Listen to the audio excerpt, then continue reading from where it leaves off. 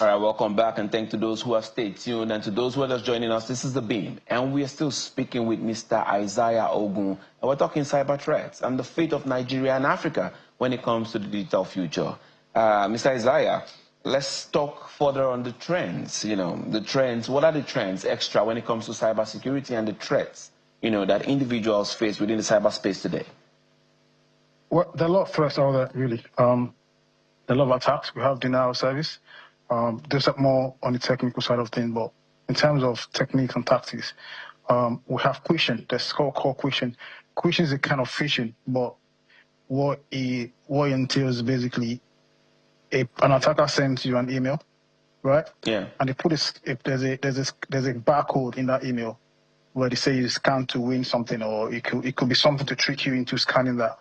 So the moment you scan that on your phone, of course, it redirects you to a page, and that page could potentially be a credential harvesting page. And when you say credential harvesting page, to put it simply, it's just a page, is a web page that actually requests for your login pages, for your login details, and that can trick you. If it sounds very good to you, that can trick you into inserting your login there. And of course, you know what happens after that. It takes you down the line. It takes you to where you don't want to be, really. And also, phishing is still there as well. This is still that different kind of phishing coming. You have spear phishing, you have phishing as well. The ones that entails where people sending you malicious text messages that can redirect you to wrong websites, right? Social engineering is still there. Social engineering is basically people trying to find out simple details about you, find out details, about where you work, what you do, the people you know, and they can use all of that, to send you malicious payloads into your email or whichever way they want to send it to you. So yeah, those are one of the recent trends, to be honest. Yeah. So again, it brings us back to the apps, right? We usually would have our details in so many of these apps. In fact, the AI apps that are free and everywhere just ask us for our details. Sometimes they're telling you they don't want no money. How vulnerable are we leaving ourselves open by downloading most of these apps? How vulnerable, and what should we do? Like, how do we say, hey, this is the app to go to and this is the one not to go close to? How do we determine that ahead of time? I think that's a very, very, very serious issue, really. And I think what people need to do really is to ask the question, what is this app doing for me?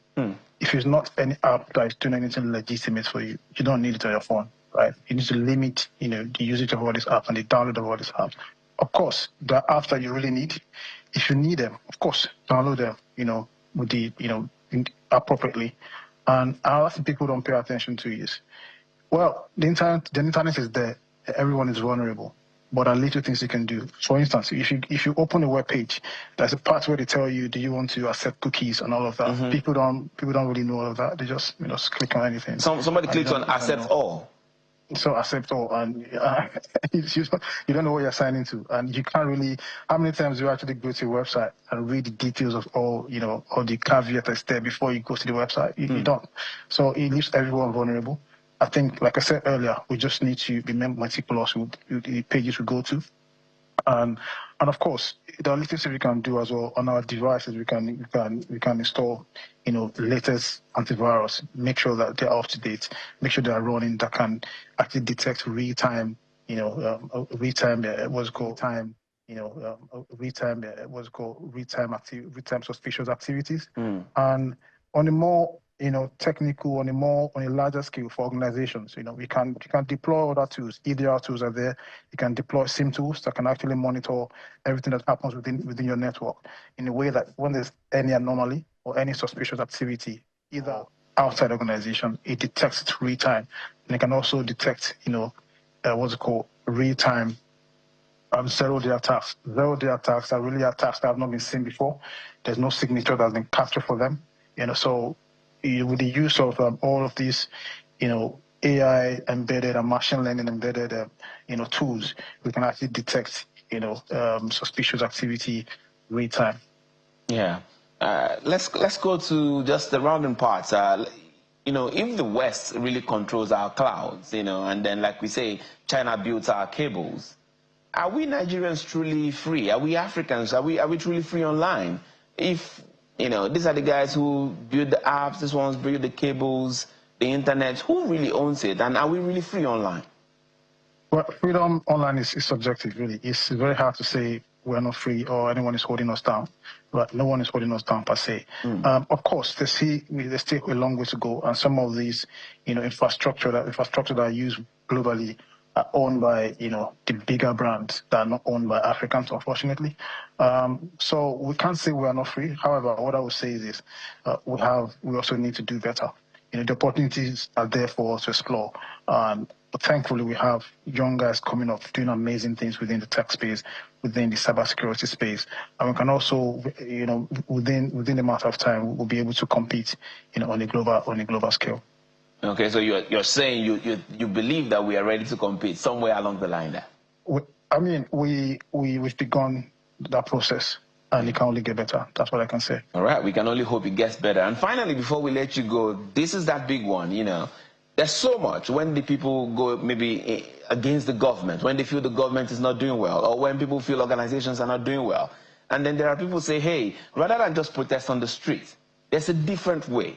I'm a hacker and an activist, and then I want to use hacking, to push my activism. So I'm going to do a lot of hacking into people's system and then make them do this and make them do that so that it works for the people, so that there's justice and fairness. They call it digital rebellion or digital protest, And then the question is, should hacktivism, should it be encouraged or discouraged? Because, you want to be very careful, because here in Africa, people are facing so much, and it feels like anything that comes to help the people is acceptable. So what would you say? Well, hacktivism is basically the activity of hacking. Now, hacking is a thing. It's not bad. It's neither bad nor good, right? It's a thing, but it can be used for different intent. I think the best way to make it very simple for you. So think about it.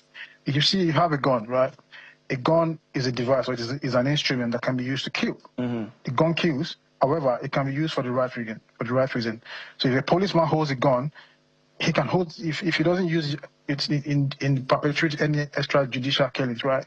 He can use it for the right reason, and that's a gun. However, an armed robber can pick that same gun and go and kill someone, illegally. That's a crime. So that's what hacking is. Hacking is a thing. It's a skill, right? You can use it for the right intent. You can use it for the wrong intent. Within every organization, there are people who are ethical hackers. So what that means is that you can actually hack the system of organization to check out for vulnerabilities.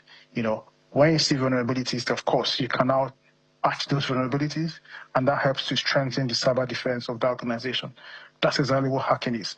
In the same vein, a cyber criminal can actually hack, who has that same skill of hacking, can actually hack into systems, and gets money off that organization, illegally.